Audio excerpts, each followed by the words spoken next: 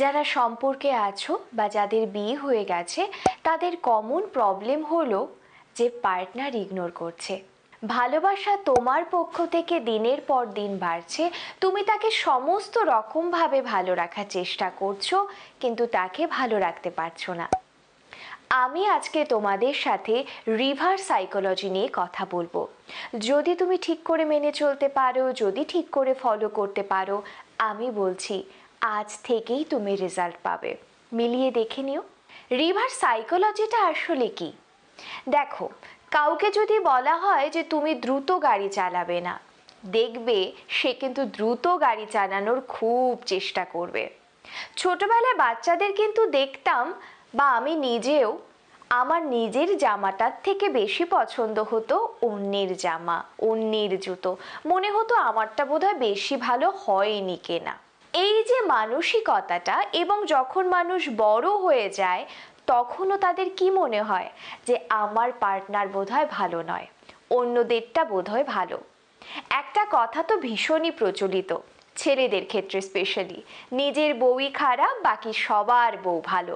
এই চিন্তাধারাটা আসে কিন্তু রিভার্স সাইকোলজি থেকে। আজকে রিভার্স সাইকোলজি কাজে লাগিয়ে কি করে নিজের লাইফ চেঞ্জ করতে পারবে সেটা নিয়েই কথা বলবো। দেখো, সবার প্রথমে বলবো ভালোবাসা দিন দিন বাড়ানো যাবে না। মানেটা কি?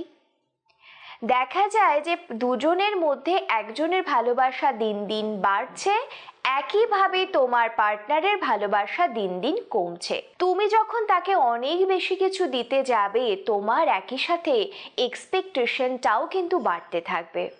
আমার কল কেন ধরছে না, আমার মেসেজের রিপ্লাই কেন করছে না, এটা ভেবে ভেবে তুমি বেশি মেসেজ, বেশি কল করতে থাকবে। অপর পক্ষ থেকে দেখবে তুমি শুধু অবহেলাই পাচ্ছ। একটা সময় জীবনে যখন সম্পর্কটা একটু পুরনো হয়, তখন একটু থামতে হয়। তোমার পার্টনার যদি তোমাকে ভালোবাসা না দেখায় বা আগের মতো স্পেশাল ফিল না করায়, সেক্ষেত্রে তোমাকে কিন্তু থামতে হবে। ভালোবাসা বেশি দেখালে কদর কমে যায় ভালোবাসার। সব সময় রিলেশনশিপে ইকুয়াল গিভ এন্ড টেক হতে হবে। এই ব্যালেন্সটা যখনই বিগড়ে যাবে, মনে রাখবে সম্পর্ক শেষের দিকে চলে এসেছে। সম্পর্ক ভালো যেতেই পারে না। সে ভালোবাসছে, সে স্পেশাল ফিল করাচ্ছে, তুমিও করাবে। সে করাচ্ছে না, সে ইগনোর করাচ্ছে, তোমাকে থামতে হবে। সম্পর্কের শুরুর দিকটা মানে হানিমুন ফেজটা কিন্তু সবার দুর্দান্ত চলে। দেখা যায় দুজন পার্টনারের মধ্যে একজন কিন্তু নিজের মূল্যটাকে হারিয়ে ফেলছে। কেন হারিয়ে ফেলছে? অন্যকে খুশি রাখতে গিয়ে। নিজের যে ভালো লাগা আছে, নিজের যে স্বপ্ন আছে, তুমি যে মূল্যবান, এই ভাবটাই তোমার মধ্যে থেকে চলে যাচ্ছে।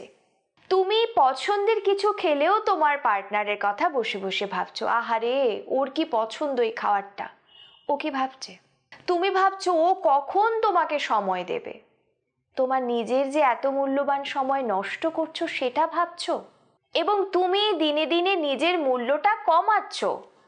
তাকে দেখে শেখো সে কিভাবে নিজের লাইফ লিড করছে।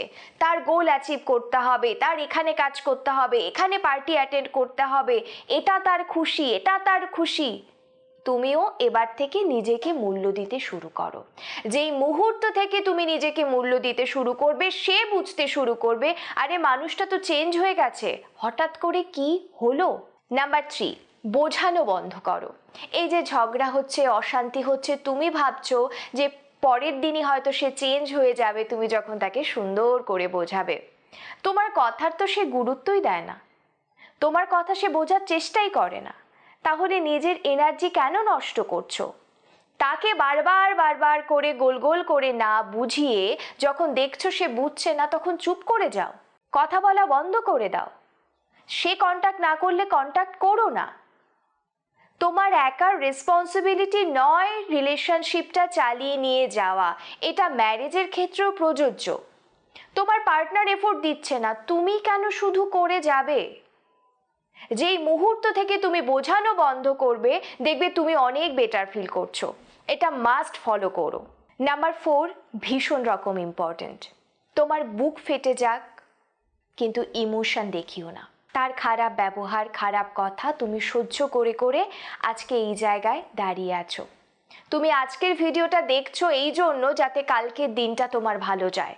কষ্ট হচ্ছে, স্ট্যাটাসগুলো শেয়ার করো না। নিজের কষ্টগুলো মানুষকে দেখিও না। তার সামনে এক্সপ্লেন করো না তোমার কষ্টগুলোকে।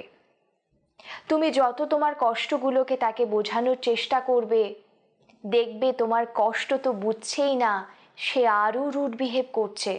এই জায়গা থেকে নিজেকেই সরাতে হবে। তোমাকে সবচেয়ে বেশি হেল্প করতে পারবে কে জানো? তুমি নিজে।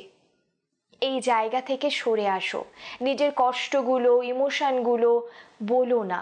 সে যদি তোমাকে সত্যি ভালো রাখতে চাইতো না, তাহলে এই কষ্টগুলো তুমি পেতেই না। তুমি খারাপ আছো, কষ্ট পাচ্ছ কারণ সে তোমার কেয়ার করে না। তাই দয়া করে নিজের ইমোশনগুলো যাকে তাকে যেখানে সেখানে দেখিও না।